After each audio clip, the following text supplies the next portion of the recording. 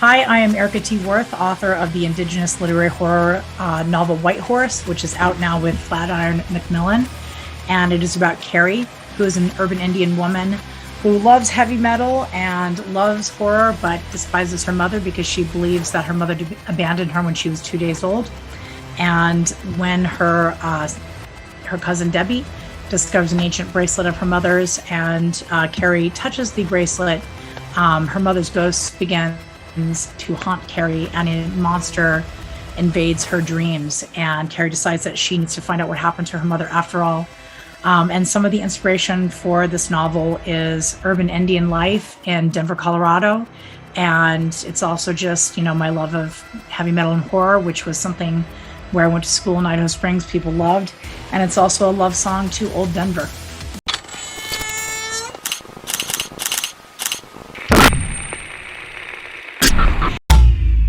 Hey, it's Well Red Beard. I appreciate you being here. I'm back full time on my channel. I would love for you to come over and subscribe. Just search Well Red Beard on YouTube. I delve deep into horror. I've spent the last 3 years reading a ton of independent small press horror. There's treasure to be found there, and I go out there and find it for you. I'm not afraid to tell you the books that aren't great while telling you the books that are great. I don't break hearts or hurt feelings, but if a book doesn't work for me, I will tell you that, and I'll tell you why. I'm on a new mission now to go back and dig into some great horror from the 80s and 90s. I'm working my way through Robert McCammon's books. I'm going to look at all of Peter Straub's work. I'm going to do Brian Keene. I've got aspirations to go back and do J.F. Gonzalez, a lot of the greats, so you have a good idea of where to start. I have a video up for J.F. Gonzalez's Survivor, so you can see what all the fuss is about. I recently read Cormac McCarthy's Blood Meridian, so you can see what all the fuss is about. I just want you to come over and subscribe. I'm trying to grow the thing. I appreciate you taking a look at it. This is Well Red Beard. I hope you're enjoying all your books as much as I am. If not, you're reading the wrong damn books. Welcome to another episode of Dead Headspace. I am your host, Patrick R. McDonough, joined always by my co-host, Brennan LaFaro. Say hello, Brennan. Hello, everybody. Today we're talking to an author of, one of the strangest and the best of ways books I've ever read, Ill Will. It's absolutely fabulous, man. The Thanks. Author, Dan Chaon. Say hello, Dan. Hey. Yeah, and I just want to let your listeners know that it's pronounced Chaon, but it's spelled Chaon. Yeah. So there's no way to really find the book if you just hear the name. That's a good point. Yeah. Let's just get into it, man. What got you into horror? I guess like maybe the story or whatever is when I was about 5 or 6, my drunk uncle took me to see an Italian giallo called Cat of Nine Tails. It was at a drive-in. And I've watched it since. It's really not that scary, but it really made an impression on me. There's a scene where a guy gets hit by a train and the entire screen goes red, and it blew my 5-year-old mind. So I would say that, and then I just couldn't get enough of it, through my childhood. Did he introduce you to more movies? Because I actually have my godfather was an actor in the Boston area, and he told me that the greatest lessons you can learn from these to pursue any type of story is free commentary, behind the scenes, all that. And he got me into The Blob, the original 50s, and all those movies back from the 50s and 60s. He was big into that. So that was kind of I was introduced to that as a young age, just what it reminds me of. Yeah. I don't remember any particular commentary, because it was usually, he would just be stuck babysitting me and my cousins, and he would just go to the drive-in park in front of, whatever was playing. So I saw, crazy stuff as a kid. And then I think he would just sit there and drink. Um, so no comments. So you have a really interesting connection with some authors that are beyond horror and other genres. Of them that you've taught is Emma Straub, and Yep. I mean it's no secret to people that listen to the show. He's one of my favorite authors. Like he's one of my biggest influences. Coco, to me, and it's worth repeating every time, is on its own tier. Like that's just my favorite, one of my most inspired books ever. But I bring him up because yeah, go ahead. He's in my opinion he should be in the Mount Rushmore of writers, and I'm very curious. I'm wondering if it's intimidating to have the child of an author that has a parent that looms has a shadow that looms so like wide over not just one genre but the writing industry itself. Right. Well, I wasn't intimidated because Emma's like, I mean, I didn't necessarily know that she was Peter Straub's daughter when she was my student until somewhat later. And she's just like an enormously nice person and very down to earth. And I mean, I had a relationship with Peter Straub's books from like a really early age. I don't know. Did you guys have like senior pictures in high school? You know, where you went. So I had one of my senior pictures was me reading Ghost Story with a candle, which tells you like, what kind of kid I was. Like, not part of the popular crowd, but I don't know why. That's awesome. So, excuse me. When I met Peter, I like had to show him that picture because it felt like there was this amazing journey that I took to get to this place where I would actually meet this person who was my teenage hero.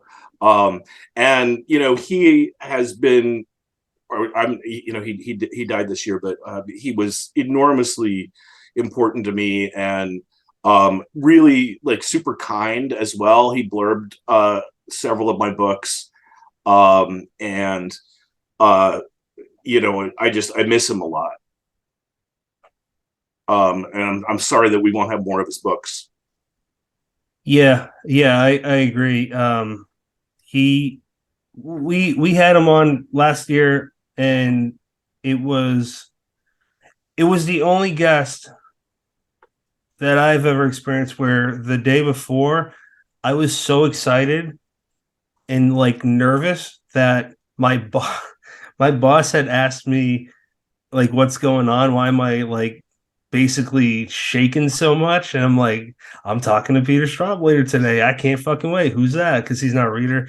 And I just told him, and when we actually talked to him, he got real calm, real relaxed, because he's like you or a lot of other guests we've had on, just very welcoming. And he does something that every single writer I look up to practices, and you've talked about this in past interviews, and that's paying it forward. I'm wondering if you can share and you can talk about Ray Bradbury if you want. I know you've talked about him to death, but me and Brennan are big fans of him. I know a lot of listeners are.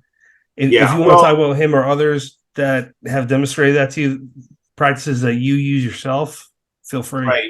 Right. Well, I mean, I will tell the Ray Bradbury story because it's a good story. It was when I was in 7th grade. My English teacher, Mr. Christie, gave us this assignment where we were supposed to write to our favorite author, and it was just an exercise, and so there's like the goodies would like write to Louisa May Alcott or something, and I wrote to Ray Bradbury, and then I went to the library and found his address, and sent the letter to him, and I sent some stories that I had written that were basically Ray Bradbury fan fiction, and like a month and a half later, a letter came back from him, and he gave me some feedback on the stories that I'd sent him, and sent me a book. And he also sent me, I'll show you, I've got this hanging above my he sent me this which maybe, oh, that's cool. Yeah. Now you can see yourself in the No, I can make it out. It's it says to Dan Sean, right. And it's 1983. And that's him on the set of Something Wicked This Way Comes. oh, that's so cool, man. So, I mean, so it's like my my inspiration above my writing desk here. And that,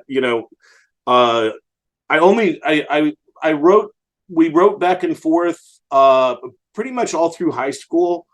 And then I kind of lost touch, I guess, when I went to college, just because, I don't know, that happens. Yeah.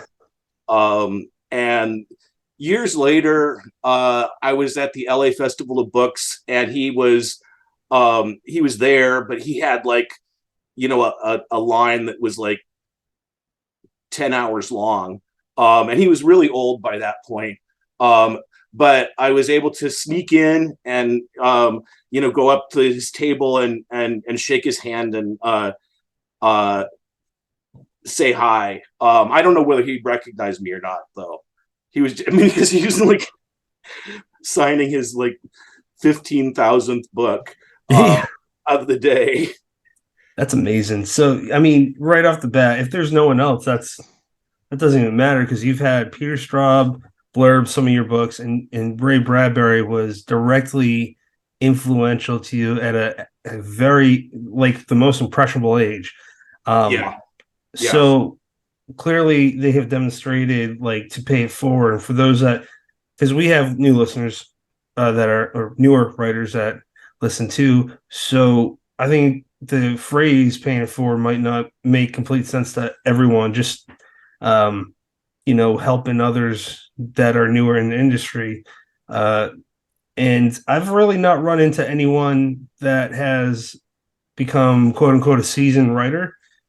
I haven't really run into anyone with an ego too big where they don't help anyone. It's usually people that have small, short-term or bursts of success. I don't see anyone with longevity that is that demonstrates anything but kindness. And Kevin Anderson said something really interesting. He said basically fast, friendly. I forgot the third. He said there's 3 F's to success. I probably should have remembered the third one, but it's true. I mean, you talk to anyone that keeps doing it day in and day out for decades, and that's exactly it. I guess that's one of the things that makes me feel close to the horror community and to horror writers in general, is just that kind of across the board, they're really kind to other people and to other writers. And that's not, believe me, that's not always true. And especially among, like so-called literary writers, there's a lot of those folks that are dicks. I've heard. So I have heard from quite a few people, man. But I feel like that is one of the reasons that I, even though I write a lot of different genres, I feel closest to the horror community. Isn't it interesting? In part because it's just, it's nicer. Isn't that interesting that horror's had this stain on it? But I mean, this is just my opinion, that horror, I feel like, is the oldest, if you're going to pin it down to a genre, is the oldest genre in existence. I mean, think of the oldest pieces of fiction, like Beowulf. That's horror in a nutshell. And even Shakespeare and the Bible, like, it's full of, right. I mean, Book of Job, Abraham and Isaac. That's a horror story. Oh, it absolutely is. And we're a genre that explores vulnerable states of the human condition. Right. And I think horror is often about grief, Yeah. But I also think that horror writers get the poison in their system out on the page. Yeah. Right. It's therapy. Yeah. so I think they have that. They don't have it sort of boiling in their system like, the romance folks. Man, they're mean. So Brendan, unless you got something, I'm actually going to jump to Ill Will, and I actually got a story about this, how I got the copy. Um, so Ill Will by Dan Chaon, Chaon. But listeners should know that, whether it be video or audio version, because it's on the title of the episode, your name. But I went to this convention, Scares of Care, while it was still in existence because they stopped last year. And there is this guy named Mark Saber, and he typically is it's not a critic, but he writes reviews for the Horror Drive-In. He has a book out, but anyways, he's the vendor that is selling, like, he year round he collects books just to sell at events, and they're like classic horror books. They're old paperbacks. He has Matheson. I got I forget the book, but I have this block. So, block. I had Richard Chizmar, William Blatty, Legion, and anyways. Nice. He said, "Have you read Ill Will yet?" He was pushed. I'm not saying this because you're here. I've talked about this before. He said it's the creepiest book I've ever read, and he had quite a few copies of it. And he just, I heard him because I kept telling him, like, "You're my drug dealer for this event, clearly, because my wife's gonna kill me after I spend hundreds of dollars there. I spent a shitload of money on a bunch of books there." And yeah, he was pushing Ill Will like crazy. It's Nice. a great book. It's absolutely creepy as fuck. But I just think that it's worth bringing up Mark because he's like, he's on the street, so to speak, just talking very highly of it. And he made me aware of that book because I wasn't aware of it before. He's not wrong though. It's pretty terrifying. Without spoiling it. For me, it was terrifying because there were so many nuances in it, and there's so many moments where I thought I knew it was going to happen, and it didn't happen. I'm going to leave it at that. If you're interested in talking about this further, would you mind talking about the synopsis? I don't want to spoil anything. Well, yeah, I mean, it's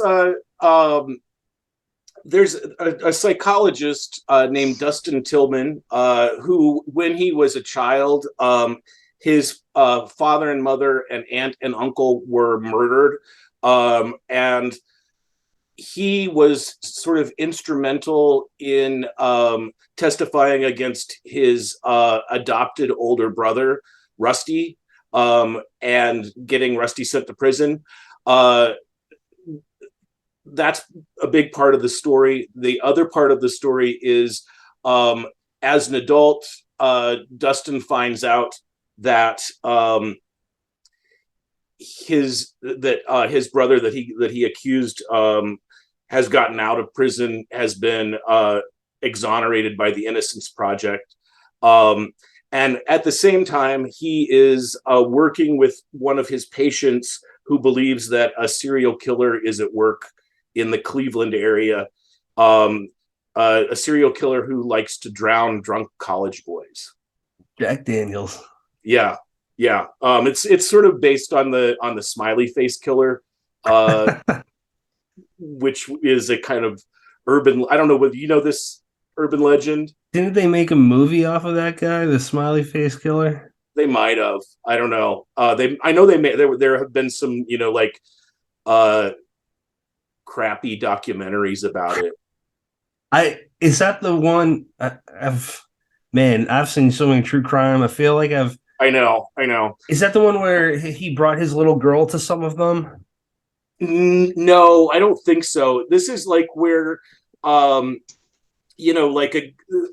in a college town, like a young guy will leave a bar and then suddenly disappear, and then the next thing you know, they're like drowned in a river. Yep.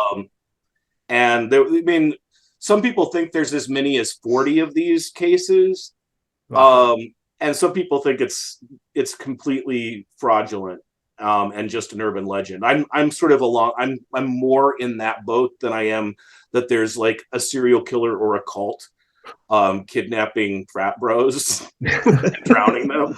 But it seems like, I like having victims that are not as expected.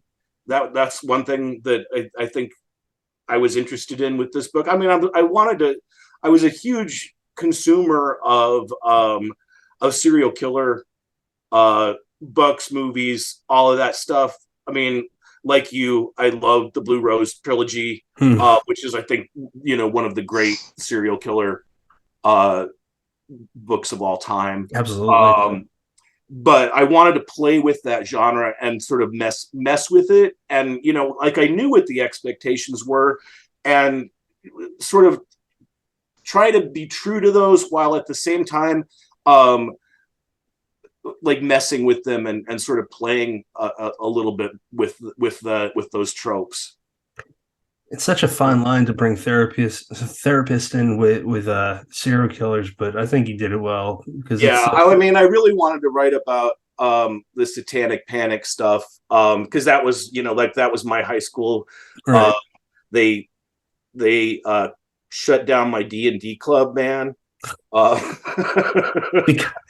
of that, because Of course they did. Because everybody was afraid D&D was satanic. Yeah, I was so pissed. Right. Yeah, I don't know if you watched Stranger Things, but have you seen Stranger Things? Yeah. Yeah, so that's the newer season, how they cover that specifically D&D and how it's the root cause of Satanism. It's right. fucking D&D, stupid. heavy metal. I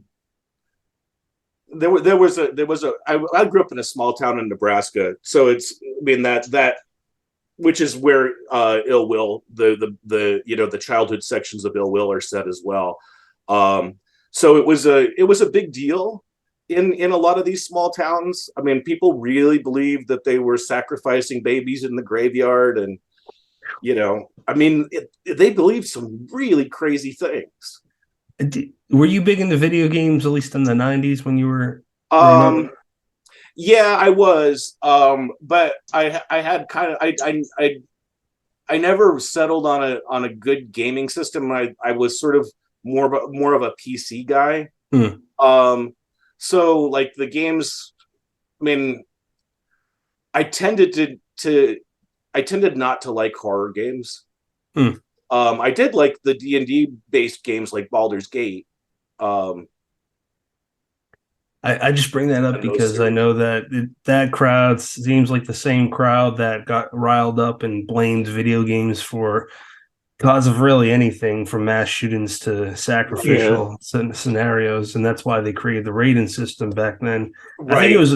I'm pretty sure it was Mortal Kombat that was that final nail in the coffin because that game got bloody as hell. Brennan, jump in, buddy. I mean, first of all, we look back at like the satanic panic thing, and it just sounds so ridiculous unless you lived through it. But I mean, at any given time in history, there's a group that we're going to look back on in 20 years and be like, you believe that, really? Like that's just there's a lot of that going around right now. We don't even need to go there, but yeah, we're not going to talk about Trump. That's fine, man. All right, that's fine. I actually had an ill will question. We're a blue friendly show here, sir. Patrick brought up, the twists and turns and everything, but one thing that I thought that really worked well as on the whole is I can't think of a better word than formatting. Whether it was when the book, turns into columns, or when you end a section on an incomplete sentence, things like that. Just what a way to build tension. And I wonder if you could talk about, incorporating formatting as a storytelling device.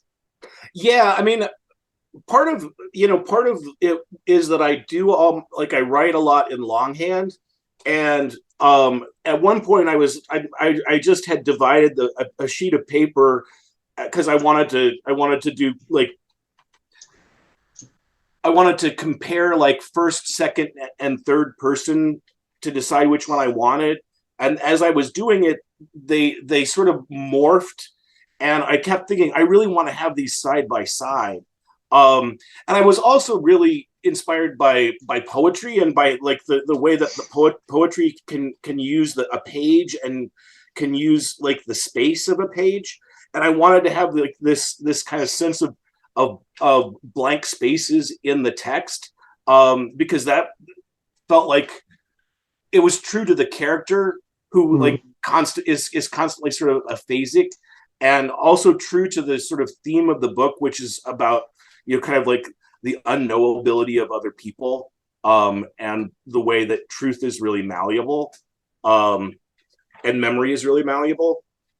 So that was, I guess that was where I was playing with it. That I love doing that stuff with the columns and messing around with the pages. There was a lot of stuff that in the end they didn't let me do, because it was just impossible to especially for Kindle. I mean, this book already breaks people's Kindles because of the formatting. But there were like things where I had sentences that were upside down on the page, and they're like, we're not doing that at all. So yeah, I mean, I did get a little out of control with it. They reined me in a bit. I was just wondering if your book came out before House of Leaves. I just want to know if you did the. Oh no. House of Leaves came out in like 2000 or 2001. Okay. And this came out in 2017. But yeah, House of Leaves is an amazing book, and I definitely inspired by that. And Paul Bear's Club by Paul Tremblay just came out this year, and that does a lot of interesting things with format too. So those are the three books I think of when we're talking about format. That's all I want to say. Sorry for interjecting there, Brennan. No worries. I was just I love the point you made about poetry, because that was something I didn't even consider. But like the spaces between, you know, where I was mostly thinking about where a chapter break or a section break would kind of almost trail off. Right. But you know, now I'm thinking of the parts where there would be spaces just kind of in between these.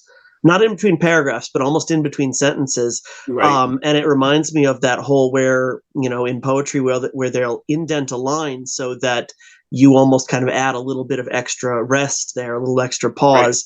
Right. That's really cool. Sorry, I'm not asking a question. I'm just thinking out loud now. But it's one of those things that now I'm kind of glad that I read the paperback version to kind of get that full experience. Yeah. Patrick, take it away. I'm like churning now.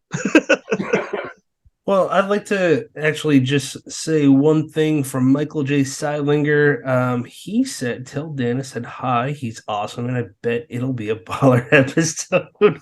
Is okay. Yeah, that anybody home was such a great read. That was one of my favorite books of this year. And I passed it around.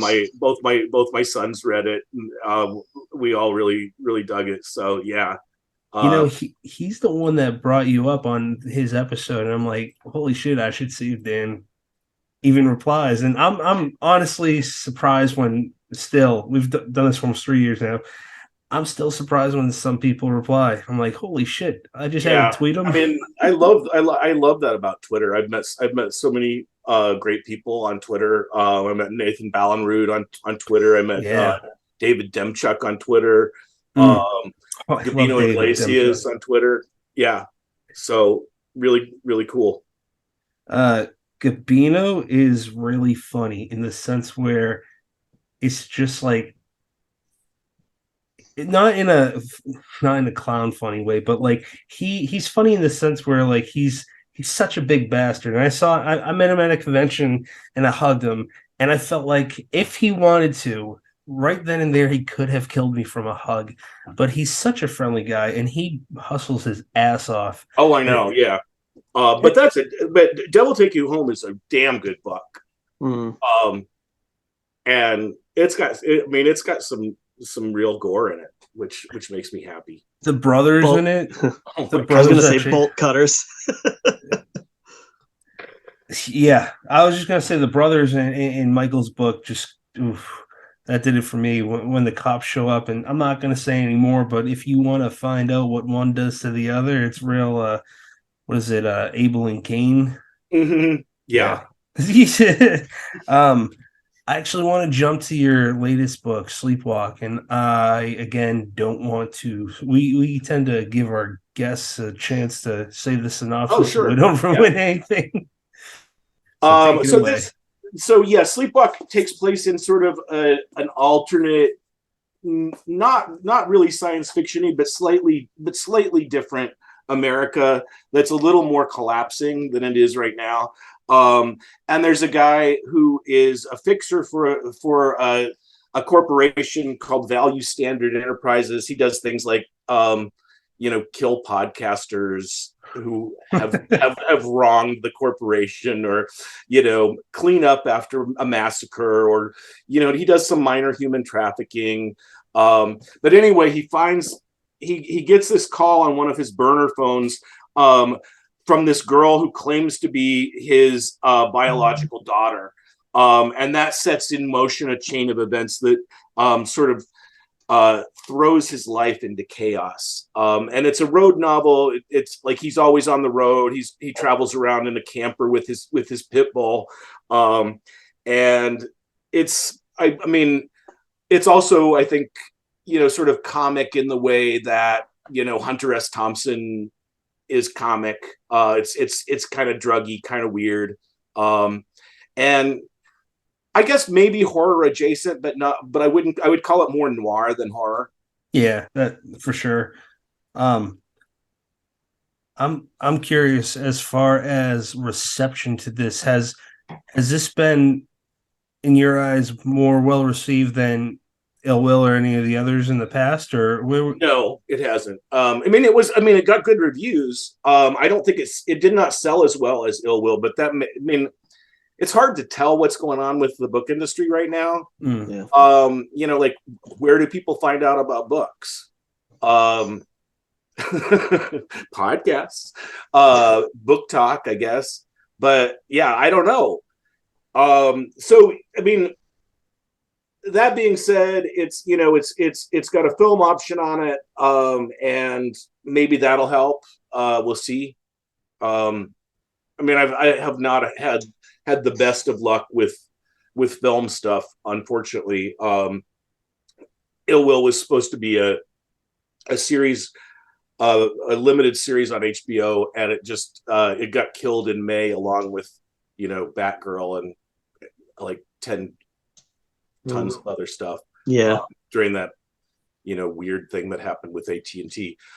So now it's back to the drawing board with that. And we'll see what happens with the Sleepwalk stuff. So the more I find out about options and whatnot, the more I think like I would love to be in the film world one day, but that shit seems more uncertain than the publishing world. It is. I'm happy when people option my stuff, but I've stopped being hopeful because my dreams have been crushed one too many times. Yeah, like we talked to Peter, and I'm like, how hasn't Coco just that book? I know. I think Julia and Ghost Story are the only movies, right?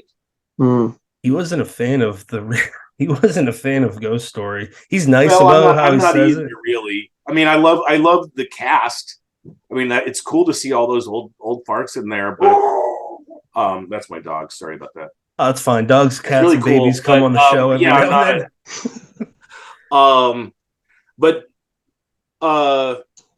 then. They didn't even do the Talisman. What? Yeah, that's supposed to come out with Netflix. I don't think that. Well, we'll see. Even so, he can't see it now. It's fucked up. It's bullshit. I know. There's so many of those books. They are cerebral and they are like narratively complicated, but they seem like they'd be perfect for like the way that we view stuff now, which is more in serial form. Yeah. I can see. Coco should be a limited series, serialized. Yeah, absolutely. Yeah, I don't see what would stop anybody except you could do 3 or 4 seasons with that book alone. Oh yeah, if it was like 1 hour.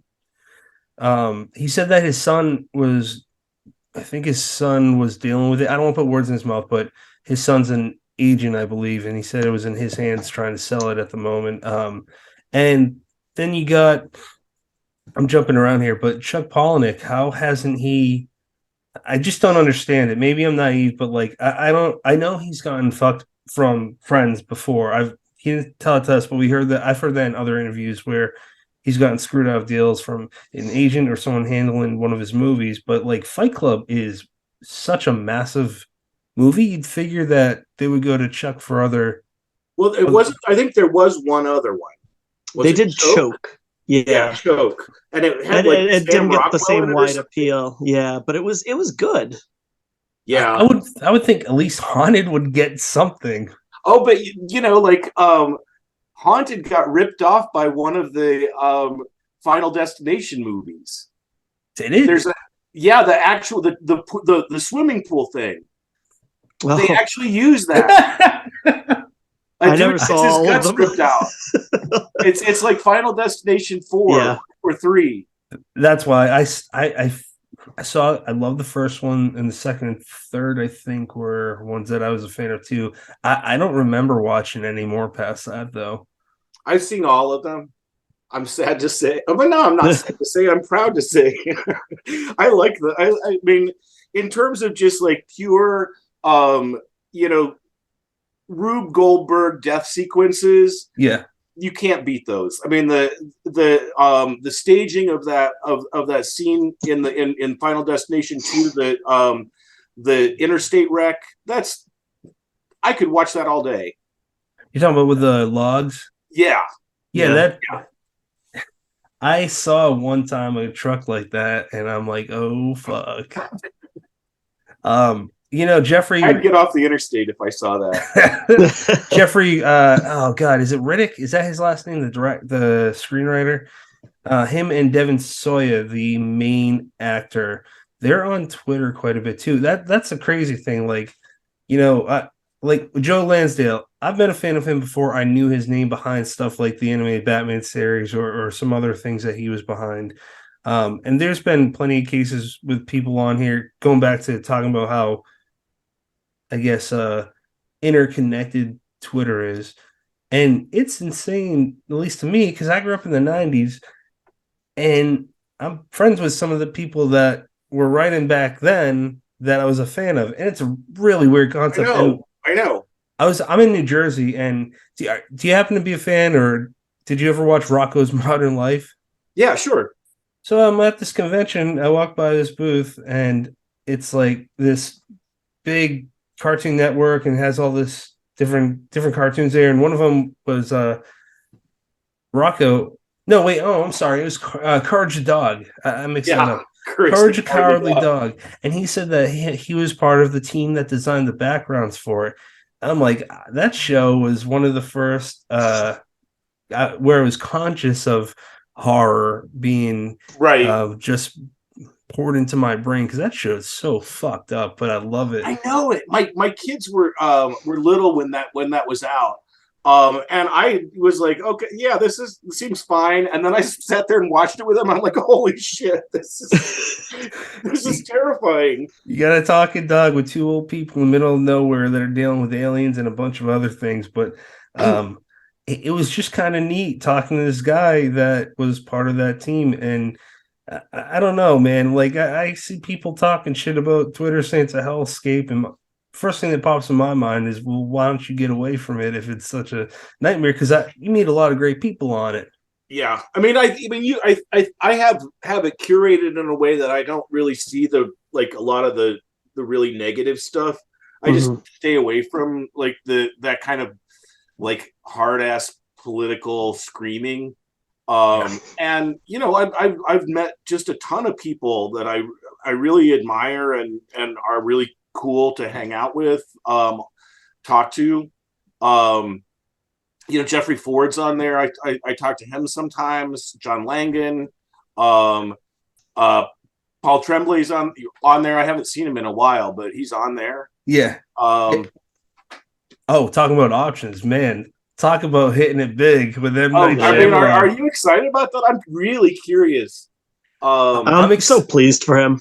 I'm excited because Paul grew up in a town. I'm from Massachusetts, and he grew up in a town that's about 30 minutes from me, and it's where one of my best friends is from, Stoughton, Massachusetts. I think it's very public where he's from. I mean, Stoughton, Massachusetts, and one of the parks that he based Devil's Rock. Am I missing Disappearance of the Devil's Rock? That's it. Is the park that me and my friend used to hang out when I lived up there. I'm like, that's weird because like he's getting blurred by King or quote. Is he blurred by King actually? I'm questioning. King said stuff about his book. That's a blurb. Look at it. Well, anyways, I'm excited because he's like a regular blue collar guy.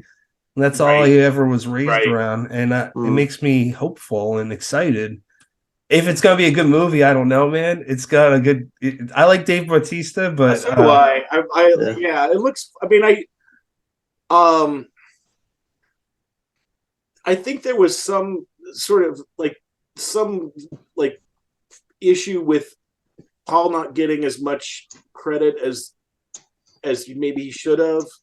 Well, what I saw is they released the poster and screenplay by M. Night Shyamalan and this person and that person. There's no credit for based upon the novel, and I'm wondering just because of the director's history if maybe that might work in his favor, because if Shyamalan rewrote the screenplay and put some weird ass twist ending that nobody likes on it, then at least Paul doesn't go down with the ship. That's what I'm kind of worried about. But we'll see. I mean, I'm definitely first in line to see the movie. Certainly. Walt Disney's the studios is most famous for that. I mean, they got all their old shits from writers that wrote those stories, some case decades before, some case a century or two before they were adapted, and there's no credit for them that I'm aware of. Right. I mean, I don't understand that. I'm not saying from a legal point of view. I just don't. Why wouldn't you celebrate that? Like, hey, this is where it started from. How would he feel if someone was like, hey, I got a story about this mouse on a steamboat? Don't know who wrote, Yeah. So again, I'm jumping all over the place, but when you started becoming a published author to now, where you're selling books through Ballantine Books is one of them. I forget who. Sleepwalk. What? Sleepwalk is Holt. Everything else was Ballantine up until this is my first book with Holt. Ballantine for me, like on the top of like who I'd like to publish with one day. Like that's definitely one. Ballantine's definitely one of them. How's that? Even now, how's that feel to say that you got books through Ballantine? Because that's a big deal. Yeah, I mean, I've been super lucky in just that. My books are kind of all over the place. I've got 3 short story collections. I've got 4 novels that are all kind of different genres. They stuck with me. I've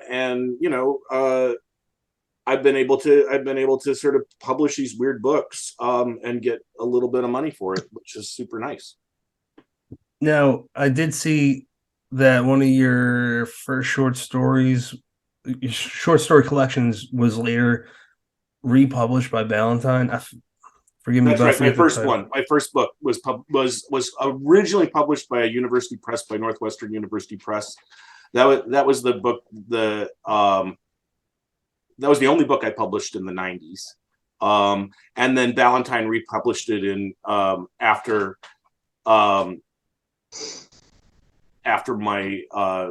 my first book with them did really well. Okay, I got 2 questions about that. I'll break it down though. For the first one, why is there a specific reason why it's the only one in the 90s? Was that a period where you were consciously saying maybe to yourself, like, I gotta hone my craft, or was there? Yeah, well, I was still. Sorry, my dog is like attacking me. That's fine. It's all good. We love dogs here. He's a cutie. She doesn't understand why I'm talking to the screen. She thinks I'm talking to her. But no, not really. I was young. I had kids really young. So I had a lot of stuff going on in that decade. Makes sense.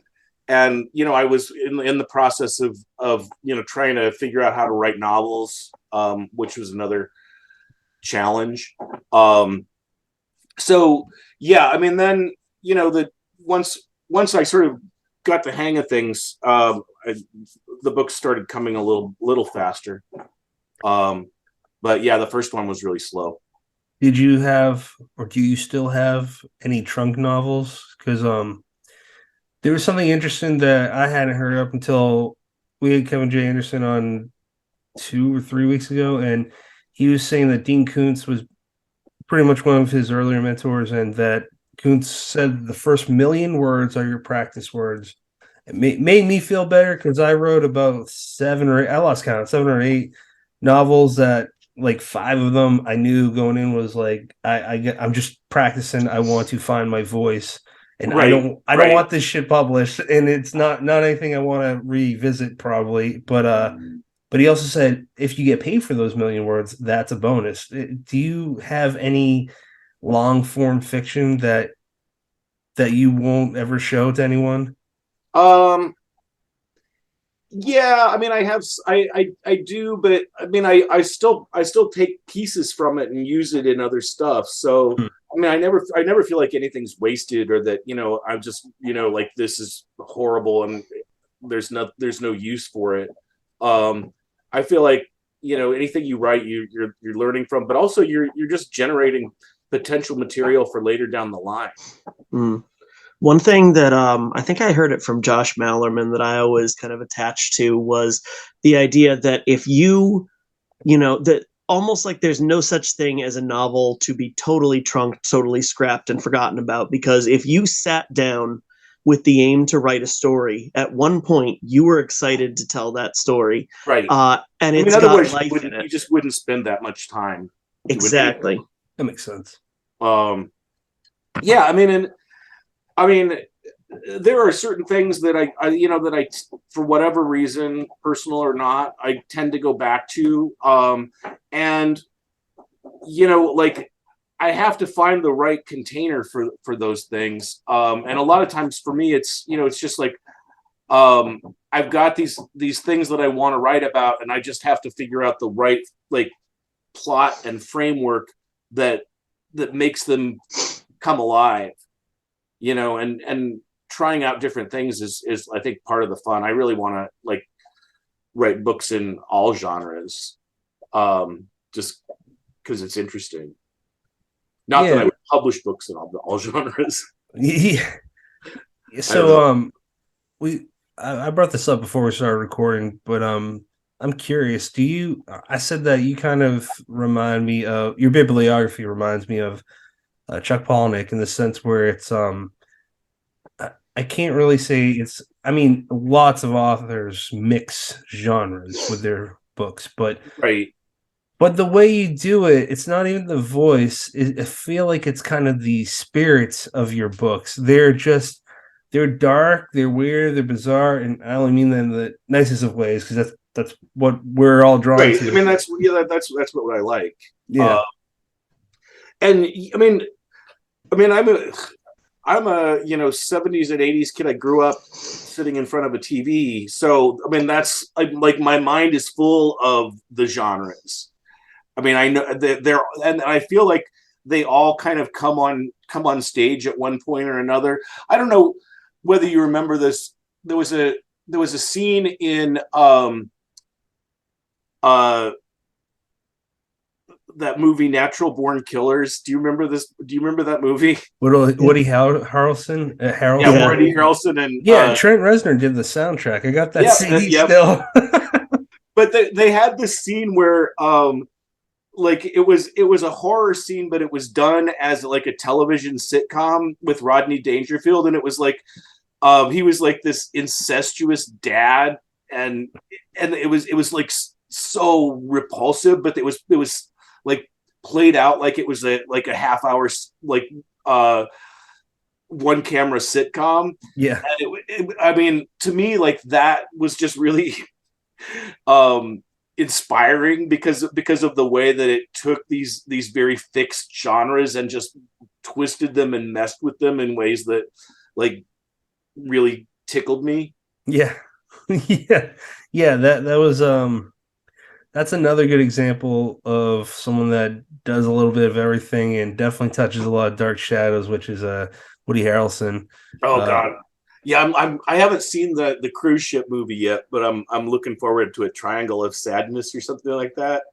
I haven't seen that trailer. Oh, it's yeah. it's like I think it won something at Cannes. And it's like this like he's a captain of like a cruise ship, and there's all these rich people, and I think it's sort of like a like kind of a dark satire of wealthy people, which seems to be a thing these days. I don't know why, but yeah, I mean, but it seems like it's got at least a touch of horror in that there's like apparently a really long involved vomiting and shitting scene. Horrifying. Yeah, I am interested to see that because anything that guy's in, I'll watch. Yeah, He's interesting, and his father's got a really, I don't have to go through it, but his dad's got a really interesting past too, being a suspect of JFK's assassination. Right. Not everyone can have that on their resume. Right. Certainly not. So, Right. Dan, would you ever consider writing a straightforward horror novel, or do you think that other genres would find their way into it? I don't, I don't know what that would necessarily mean. I mean, the book I'm working on right now is set in a traveling carnival in 1915, and it's pulling in elements of like Freaks the movie and Nightmare Alley, and but it's also pulling in elements of like westerns and stuff because it takes place in the like sort of South Dakota, Nebraska region. So I mean, I feel like I'm leery of sort of saying something is a pure is like this is a pure horror or this is pure romantic comedy or whatever. I feel like at this point in our evolution, it's all kind of getting those things are getting muddier and muddier. Yeah. So I guess no, maybe I wouldn't, but maybe I will. That's fair. You know, I ask a silly question like that, and then I go to sit down and write my own work, and I'm like, well, fuck the genre. I want to write good characters that are doing interesting things. Right. And if it means that, the story I'm writing that's taken place in the late 1800s is a Western, then I guess it's a Western. If it deals with ghosts, then I guess it's a haunted house book. And, whatever you want to label it, as long as the story's there. Right. Yeah, I mean, I'm reading a book now that you guys should check out. It's coming out next year. It's called The Militia House by John Milosh. Have you guys heard of this? No. So it's during the Afghanistan war, and it's like 2010 or so, and these guys go to a this old like Soviet militia house that's been abandoned, and there's something just really wrong, and that kind of like they discover there, and then it continues to follow them, and it's definitely like a war novel. It's about soldiers, but it's also using all these horror tropes in a really great way. So you should, I mean, when it comes out, you should check it out. It's a lot of fun. That's up my Sounds alley. great. Yeah. I love war stories, and they're perfect for horror too. Just the elements that you got there, like Devotion is a new Korean war movie, and I saw that Thanksgiving weekend with my Oh father yeah. and brother-in-law. Who my brother-in-law was actually overseas in Iraq. Um, so I'm sure that he can relate to whatever the hell is going on in the militia house. But the Devotion is a movie based on a book about two. It's a true story based on. I don't know if it's the very first black pilot fighter, but they're two Navy airmen, and how do I say this without ruining anything? Basically, what happens is it shows their connection throughout um, the war. Hmm. And in 1950, for those that don't know, there was this terrible event with the Marines, First Division at Hagaru Bay called Chosing Reservoir, and the Americans got their ass kicked. It's pretty crazy that anyone survived that. The Chinese and North Korea surrounded them. Um, it was pretty much a massacre, and then the only way that we kind of got them back was our air support, and Hmm. that's where they come in. It's really interesting because I've been diving into the Korean War movies and books and whatnot, and I haven't seen the air support side of things. Um, it's pretty sad at times. It just shows the horrificness and the scary. Like, I'd be shitting my pants, man. Hmm. There's a crash scene in it, and there's just this empty snowy field, and you hear bugles because the North Koreans and the Chinese didn't have, like, radios, or they weren't up to date technologically like we were, so they had bugles and symbols to tell people when to go or whatnot for formations. I'd be terrified. Yeah. You got this wooded area in this strange jungle, and you just have literally thousands. There's a scene, and I'll stop talking about it after this. There's this one scene where there's just muzzle flashes of guns, and you see nothing but a quiet, wooded, snowy area, and then it's just these thousands of Chinese troops coming at you. And I honestly, I don't know what I would do in that scenario. I feel like I'd run, but if you run, you might die. You only got so Right. much room. The Right. bullets travel faster than you can run. Right. um, would you ever pursue that a war story?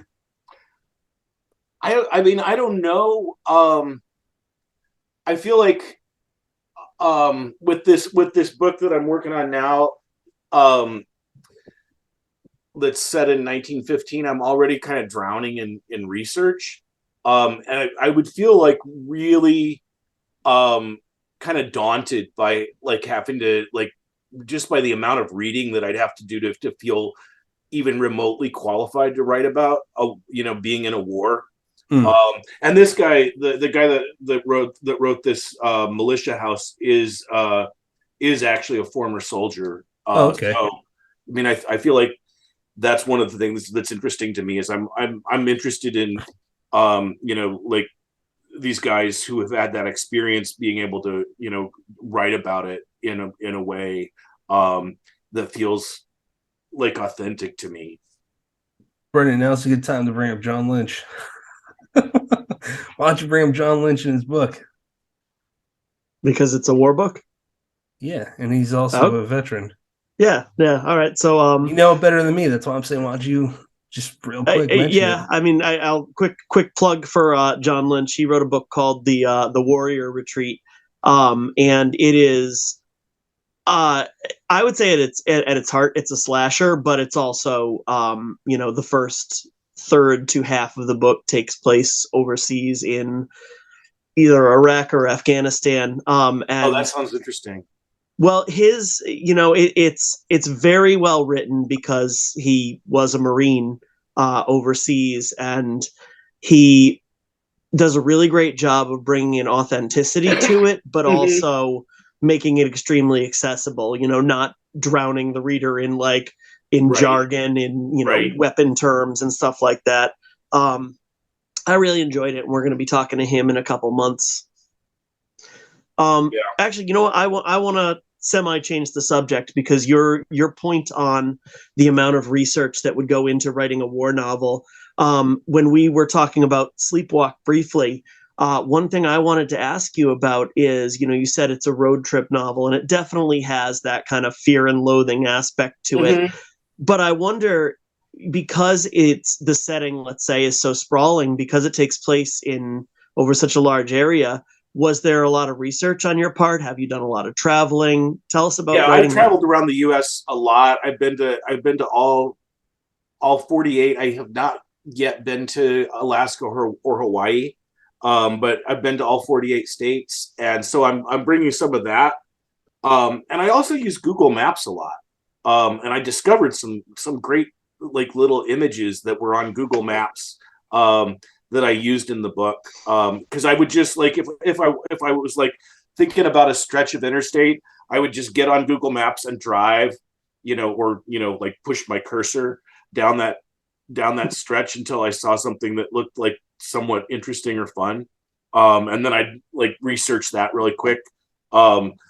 So yeah, but I honestly, I have done a huge amount of driving in my life.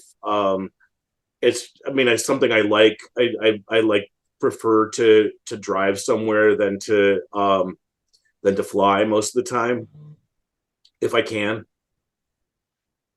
And it's like the highways are where you see like the real America.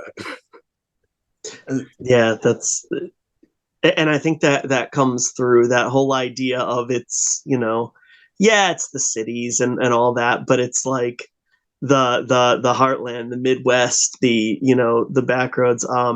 My wife is originally from Portland, Oregon, and we live in Massachusetts now. And when she moved here, she just got in the car and drove here in 2.5 days. And it's funny because she'll talk about it now and simultaneously describe it as, like the just this mad rush of just wanting the trip to be over, and oh my God, there's another cow and there's so much damn corn and whatnot. But an experience that everybody should have. Just seeing, driving across the country, absolutely. Exactly. And I mean, like, looking at her perspective, where she grew up in some small towns, but she lived mostly right outside the city in Portland, very suburban for most of her life, but also that big city setting, and to just be in the middle of, say, Nebraska, and and even to experience that, hey, there's a pull off for gas. We don't need gas, but we better get some just because it's something that everybody should experience. Just how different the whole "this land is your land" aspect of it all. Just how different certain areas of one country can be. Yeah. I was just in like Death Valley, Coachella area this like in September, and we couldn't really do anything. I was planning to go to Joshua Tree and stuff, but it was like 127 degrees literally. So wow. All we did was like drive around in the air conditioned car, but it was so awesome. We had so many good experiences. I mean, you could get out of the car and look at stuff for like 10 minutes, and then you were like, I can't handle it. It was I've never had like any kind of experience with that kind of heat either. But just like that area of the world, so amazing and so cool, and so haunted. I mean, we went to the Salton Sea. Do you know about this? Like, it's a former resort where the water has just become so toxic and salinated that nothing can live in it. And so it's like this like a kind of abandoned like 1950s 60s resort community that's just like sitting out there, and it's super haunted looking, super like 90s skateboard punk haunted as well. Like all these tagged buildings, and abandoned tennis shoes and shit. It's really cool. I don't think I've ever heard 90s skateboard punk haunted as an aesthetic before, but you know what I'm talking about, right? I know exactly what you're talking about. I haven't either. Yeah, that's a good way to describe it. Well, I mean, because Cleveland has a lot of these places where, you know, they were abandoned. There was an old mall here that was abandoned for a long time before they knocked it down, and you know, it's like skate kids and stuff took it over, and then they got too old, and nobody, and then it was nobody took it over after them. They're like, fuck Because that. I mean, I think after the skate kids grew up, kids just didn't go outside anymore. They weren't allowed to. You know what? I think it's true. I mean, they don't, like, kids don't run wild like they used to. Yeah. They stay at home in their rooms. I used to be a skate kid until I was about 12 when me and my friend built, because we were big into Tony Hawk. Tony Hawk Pro Skater was, you know, what got us into it. And we built this one ramp going down and then up. And I've always been, I know you can't probably tell right now when I'm sitting down, I'm pretty big. I'm 6'3" and I'm like 240 pounds. I've always been big for my age. Mm-hmm. Now I'm growing wider instead of, you know, vertically. But but when we made another ramp to get up, I forget what it's called. It's like this box with metal on the edges so you can grind on it with your skateboard. To cheat, because we couldn't really ollie up to it, we made a ramp, except we forgot to put a support beam underneath. And my weight collapsed the ramp, and I ended up falling on the metal and slicing right where on the side of my knee is, my left leg. And it wasn't bleeding. I look at it, and my skin could flap. Oh, yeah. Over itself. And I said to my friend, who at the time was kind of, I looked up to him like a big brother, and I said, that doesn't look good. He goes, you'll be fine. So long story short, his mom said, you got to go home. I was 3 houses down, and my mom brought me to the hospital, and the doctor said, if you had gotten here 2-3 hours later, it would have been, your skin would have been too hard to stitch back on, and that would have been a problem. So I needed skin, like a little bit of skin graft to get that. Like, there's no hair that grows there. So I stopped skating. I'm like, I suck. One injury and you give up. You know, I think you got a point though, Dan. I mean, it's funny. I was just having this conversation earlier today about how when I was in 4th or 5th grade, I would walk to school and walk home every morning, and it was maybe like a mile from my house to the school. And I work in elementary schools now, and you cannot walk to school. Well, I mean, you can. I guess you could hypothetically walk to school, but you can't walk home. They won't let you just walk out the door and start walking. You have to get put in a car, or you have to get dismissed to signed out, dismissed to a parent, or put on a bus. Like those are your only options, and every kid is accounted for.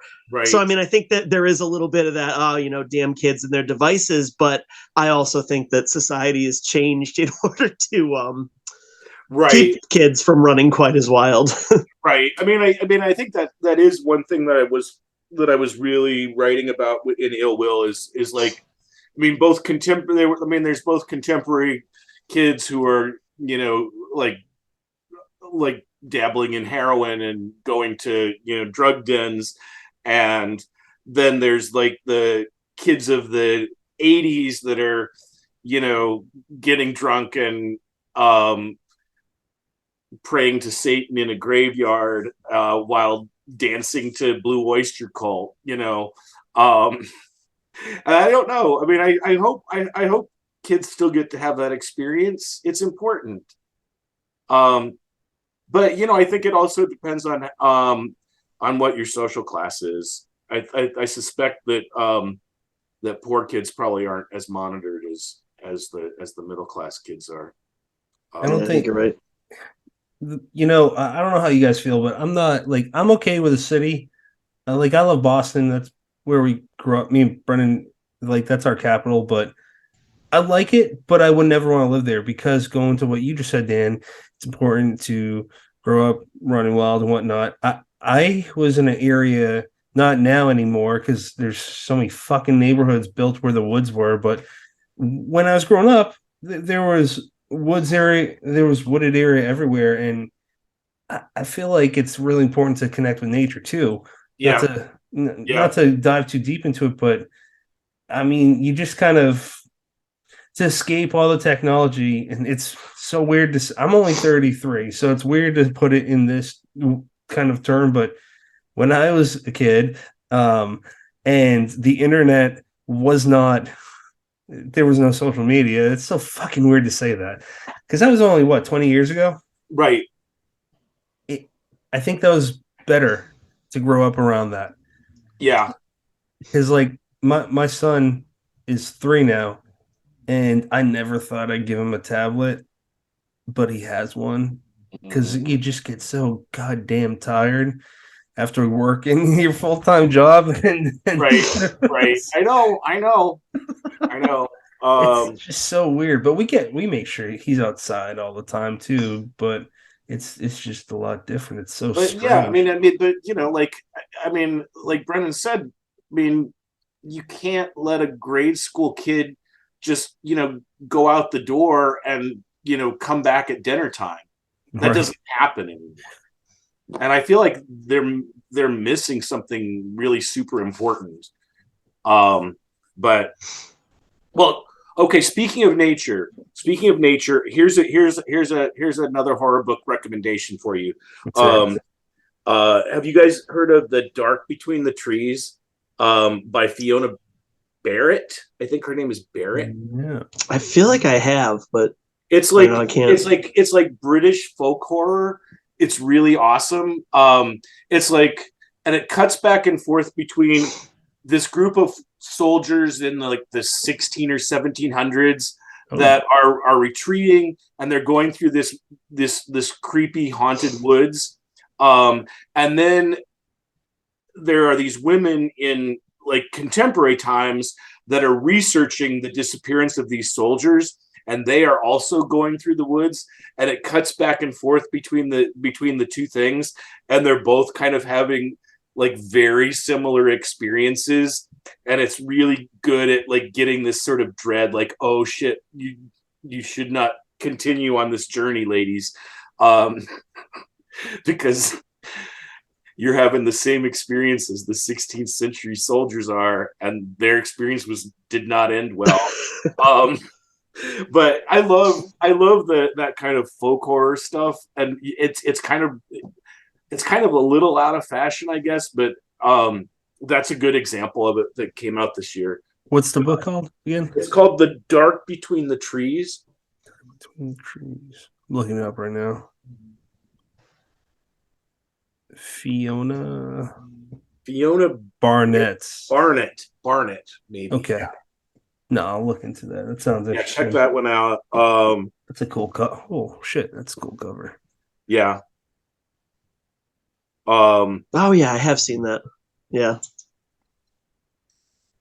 And then the other one I was thinking about that I wanted to mention was the Clay McLeod Chapman's Ghost. Yeah. Have you guys had him on the show? Yeah, we had Clay on a few months ago. We love Clay. Oh, he's so great. He's a really good writer. He's just, I don't know if you've seen his TikTok, but he's always just pumped up running through bookstores being like, and then we got you and you and you and you and no, I don't use, I mean, I only watch TikTok for like the stunts and the jokes. Yeah. He's very just it's hard not to like him. I'll put it that way. Yeah, he's got a manic energy about him, but very positive manic energy. Yeah, I've followed him since that first story collection that I really, really liked. I haven't read his collection. I've read the remaking. Really enjoyed that. That one goes back and forth too, which I really enjoyed with past and present. Brennan, you want to go to currently reading? Sure. So, Dan, what are you currently reading? what am I currently reading? I'm rereading True Grit and Blood Meridian. Because I'm just trying to get like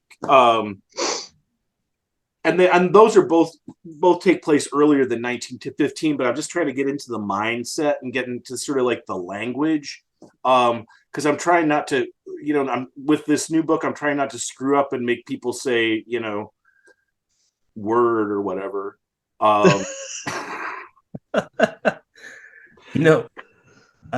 I usually don't plug this because I don't know when it's being released, but you're talking about Westerns and you write some weird shit, and I love weird shit. Yeah. I just edited my first anthology, like with the first. I've edited stuff before. When I beta read, that's what I do. Otherwise, there's no point, in my opinion. Like I do deep dives on love history, so I tackle that. But I edited my first anthology with Death's Head Press, and we got Lansdale, Alan Goldback, Edward Lee, and it's an anthology of weird Westerns. Oh wow, I need to read this. Yeah, I would love that.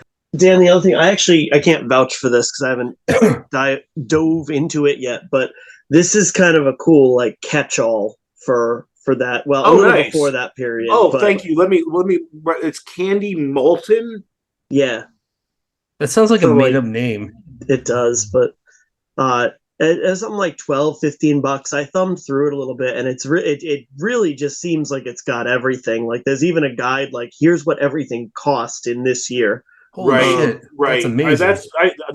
That's really super useful. I've been like trying to get them around by train, and it's complicated. Yeah, exactly. Travel by train, but the trains weren't everywhere. God damn.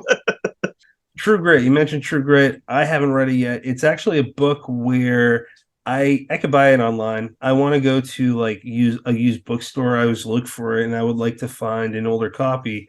That's probably a stupid way to go about it, but I would love to. First edition. Oh, yeah, that's how you do it.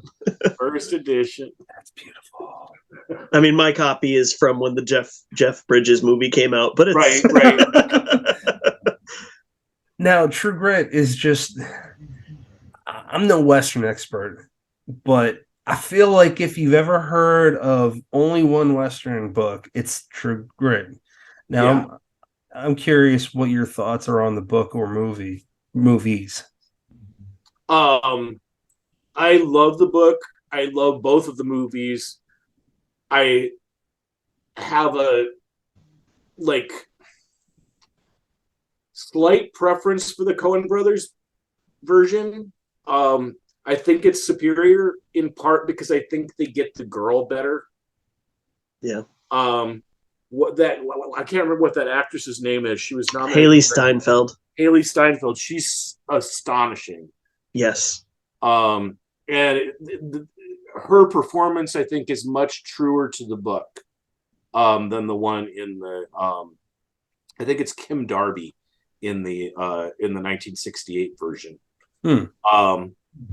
But I'd say the performances of the other principals are pretty close. I mean, John Wayne versus Jeff Bridges, that's a hard one. Yeah, that's a good problem to have. Yeah. Have you seen Bone Tomahawk by Oh my God, yes. That's my favorite Western, man. Oh my God. You talked about Lovecraft and Westerns, and I've listened to a few interviews with him specifically talking about Bone Tomahawk and why he left that tribe ominous, why he says very little. Right. So I'm just having. Well, I mean, it's got that whole weird middle section where they're just walking across the desert and like having like interpersonal conflicts, and then suddenly they get to the cave and people are getting split in half. That shit was crazy. Well, before that, you got these two Mexicans that could be bandits, they could be helpful, like that.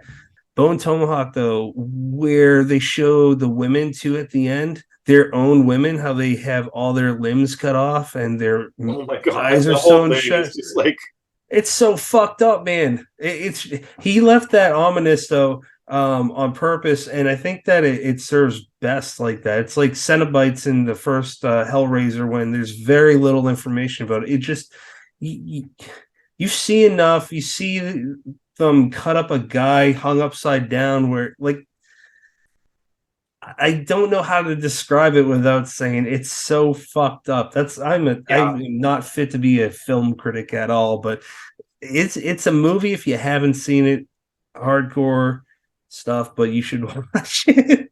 So what's your favorite horror movie of 2022? I have not seen many. I know I got to see Nope. The reason why is because I have a young family, a full-time job, and I'm trying to do as much networking in the podcasting and have my own now editing on top of a writing career. So that's when I have time to watch movies. It's usually with my wife, and she's not a horror fan. Well, I think she is. She watches true crime with me, so I feel like that's part, that's a subgenre. That's a gateway. Give me a moment to think about that.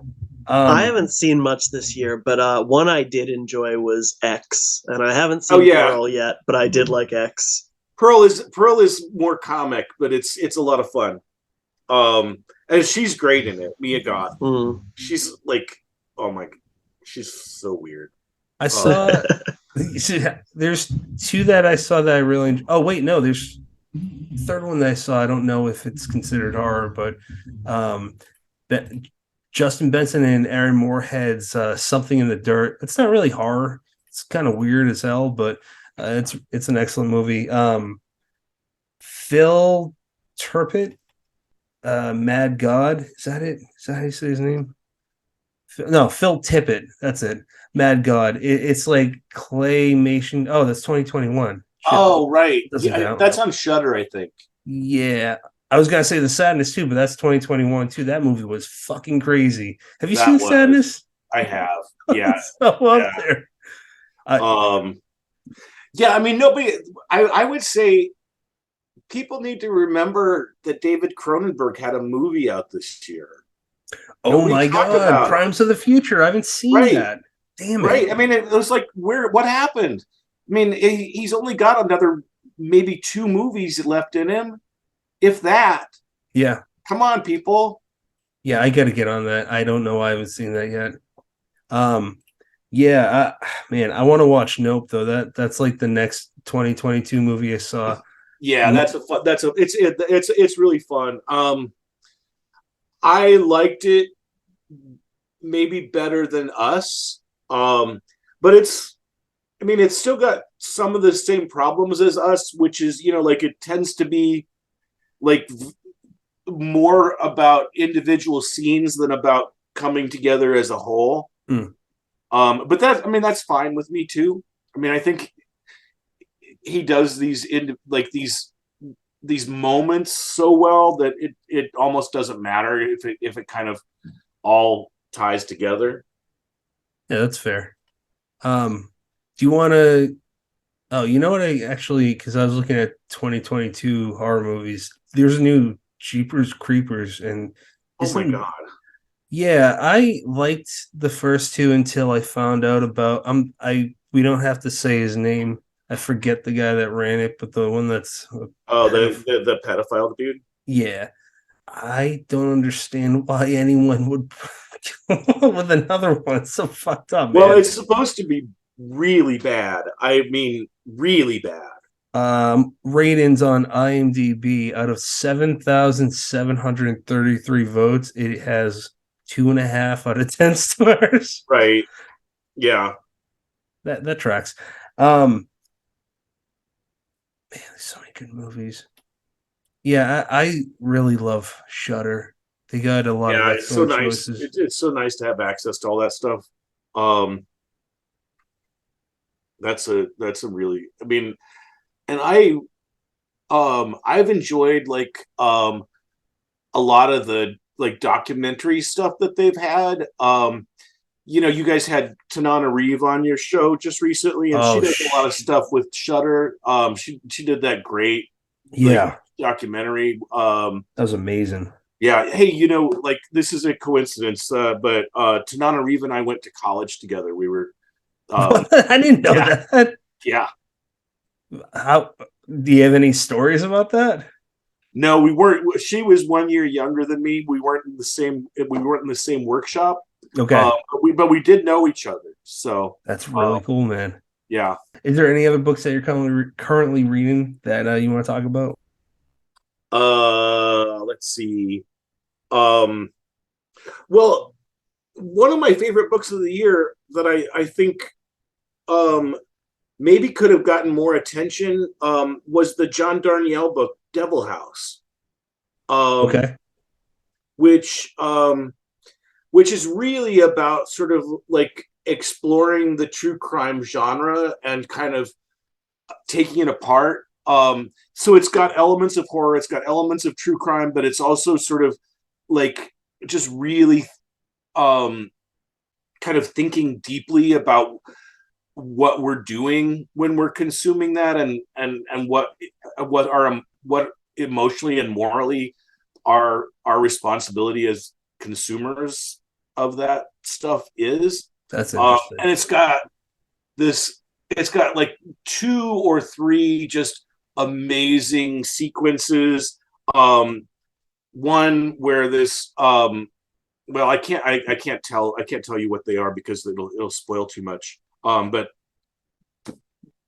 needless to say, it's highly recommended. Devil House by John Darnielle, who's also the lead singer of the Mountain Goats, which doesn't seem fair that he gets to do 2 things. But Brennan, what are you currently reading? Much like Dan is immersing himself in late 1800s, early 1900s fiction, I'm doing a lot of vampire reading for reasons. I'm reading The Lesser Dead by Christopher Buehlman right now. nice. It's really cool. It's got I guess I would almost describe it as it's more focused on individual scenes, almost like you just mentioned with Jordan Peele's movies, than an overall narrative at the moment. But it's got a lot of energy to it. It's got a lot of it doesn't drag. Got very short, fast, brutal chapters, and it's cool. It's I was looking for, call it, non-traditional vampire reads, Right. something like Dan Simmons' Carry On Comfort. I love that. Yeah. And this got put out, and I mean, it's got relatively traditional vampires in that we're getting away from the, like Lestat, the like, dignified vampire, Right, yeah. and more down to like the kind of like brutal living in the sewers vampires. I'm also reading, I don't know where it went, but The Border by Don Winslow. Awesome. Yes. Yeah, I mean, this is the 3rd book in his Power of the Dog trilogy, and I am, even X number of pages into this trilogy, I just cannot believe his ability to write a page turner. It's one of those things. Such a good writer, man. He's really good. Yeah, and it's one of those things where, not necessarily him, but the type of, thriller writer, they definitely get looked down upon for, writing that commercially successful fiction. But it takes talent to write a book that you cannot put down. Like, you get to the end of a 50-page chapter and you're like, well, I got to keep going. I mean, I don't care that it's, 12:45 at night. I got to read one more because, and his ability to keep all the characters straight in this trilogy is beyond belief. I don't know how the hell he does it. Right. But it's just it's like so, the first. I mean, it feels really, I mean, like important in a way, like, I mean, I feel like you really like he's really got insightful. I mean, and you're looking at stuff that I think is actually like of importance in the world, as opposed to like I don't know, like Irish 20-somethings having weird sex. We said no sex stuff. Right. Yeah. Sorry. You said no sex stuff. No, I think you're right though. It's because it's got an authenticity to it where you read it, as a privileged, white 30 something. I'm reading it and be like, this shit's going on. This shit's happening in the world, and it's horrible. Kids murdering kids, and like it's there's such bad stuff in there. I know, but again, it's written but with that authenticity. it's really vivid. He knows. I mean, he knows what he's doing. He says like such control over his material. It's really impressive. Yeah, no, he's a great writer. Patrick, what are you currently reading? I was waiting for that.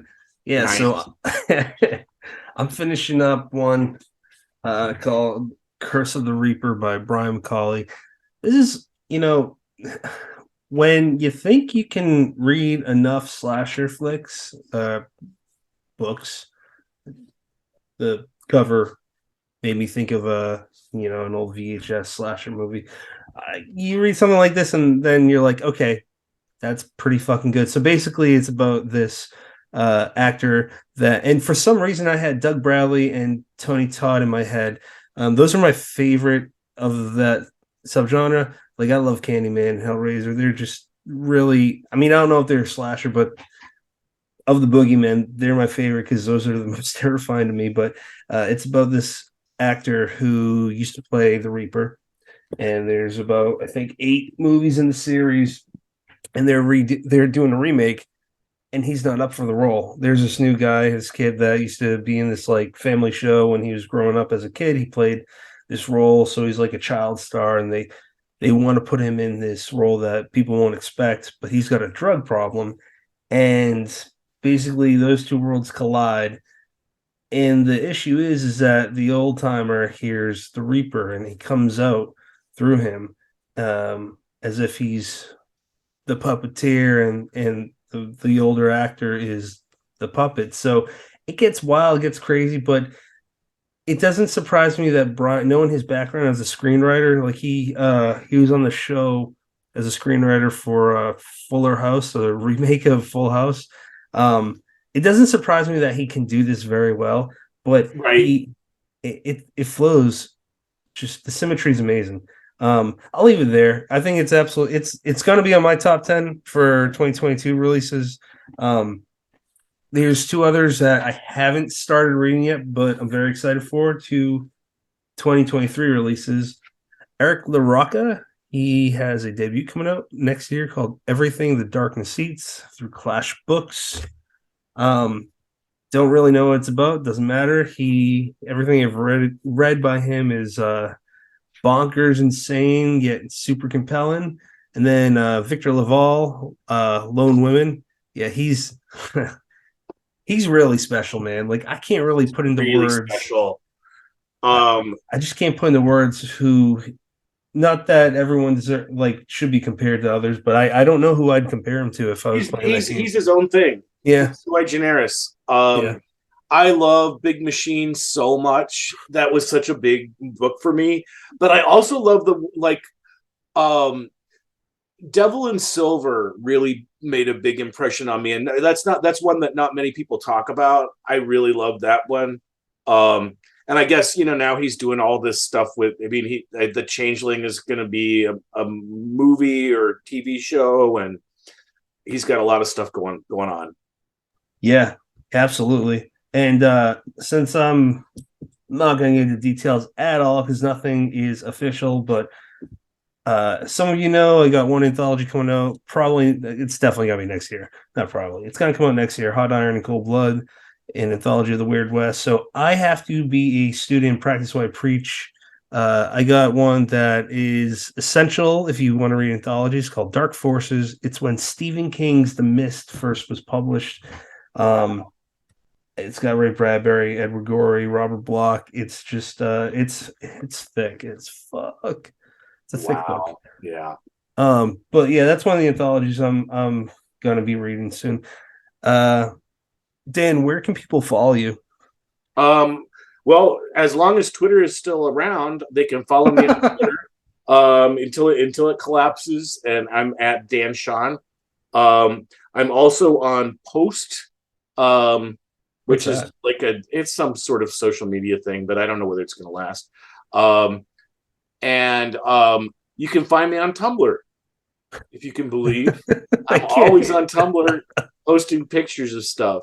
So, do you think Elon Musk is eventually going to fuck up Twitter? Because I feel like he is. I think he has. I think he has pretty much a little bit. But you know, I don't know where things go. Whether it's complete collapse, whether it's like everybody flees, whether it's, you know, it just kind of continues on and things right themselves. I have no idea how it's gonna all play out. How do you take, like, currently the most successful social media platform and just say, I'm going to switch shit up? Like, why don't you just leave it alone? It's already super successful on its own. I mean, I'll tell you one thing. I am not going to Mars with that guy. No. I'll stay on Earth too. I think I'll just, yeah. I can't say what's wrong. That's all right. He can go to Mars if he wants. He's a fucking alien already. Like, it makes me wonder. Like, I used to view him as someone that was as smart as like Tesla or all of them. Maybe I'm naive in that regard, but now the way he tweets, it's like, this is my opinion. I'm not speaking for Brennan. I feel like he's coming off like Trump in the sense where he just always has to incessantly come off like he's that very insecure kid that needs people to be like, love me. We don't. Right. You're well, and he really, really wants to be funny, and he just is not. Yeah. And you can't buy that. Patton Oswalt talked about that in an interview recently. It's hilarious. He's like, you can't take that from us. Like, you don't get it. Like, you tried to censor people making fun of you, and you replied in the worst way. Right. The way that people would further make fun of you for it. Right. Sad, as Trump would say. If you want to follow the show, you can go check us out on Twitter, Instagram, and TikTok. It's all under Dead Headspace. If you want to follow Brennan, follow him at BRENNANLAFARO. And Dan, do you have any final thoughts on anything? I wish I had some final thoughts, but I'll just say thank you for having me. Oh, absolutely. Yeah, it was a no-brainer there. My final thoughts are that it was really exciting talking to you. I hope this isn't the last time. I would just, I think about when we had Joe Lansdale, Keith, and Casey, and David Morell on a couple months ago, and the way that Joe and David would tell stories, I would like to see that with you. And I don't even know who I'd insert. I say Tanana Reeve because of you mentioning her, but really, if there's I would love to talk to Tanana Reeve. I'd like to see that. I'd like to hear. I like that. I like hearing. There's a lot of focus on the newer writers, which is great. I'm all for that. I'm a newer writer, so I love that. A lot of my friends are newer writers. That's amazing. But I don't see enough emphasis on writers that are still alive, the older writers or writers of old that aren't Mary Shelley or Bram Stoker. Right, right. So we try to focus on everyone, but like we have a big emphasis on like remember who paved the way before you, and you're certainly someone that falls under that category. And I'd like to hear your stories with other writers of your generation, because that's what the show's about, man. We want to learn, but yeah. So throwing that out there for next year. Brennan, I'm talking a whole lot. Why don't you jump in? Final thoughts. Dan, obviously, thank you for your time. Appreciate you spending this Monday night. It is Monday, right? Oh man, there's so much now. There's so much week left. We appreciate you spending Monday night with us. And people should check out Sleepwalk. People should check out Ill Will. These are two really, really phenomenal rides for two very different reasons. And we do hope you will join us again at some point. I would love to. Well, we got to bring Michael J. Seidlinger on. That was my bad for that not happening. Spaced on it. I talked to him earlier today. And he's like, I spaced on it too. I'm like, shit. That's on me, though. I'm the producer. I'll say that on air. So we wanted to have him on with you. We'll do that next time, hopefully. And Yeah. you know, everyone, next episode 179, that'll be with Brian McCauley. He is the writer of the book I mentioned earlier, Curse of the Reaper. He is a terrific guy. Can't wait to talk to him. As always, if you have many choices in podcasts, thank you for picking us.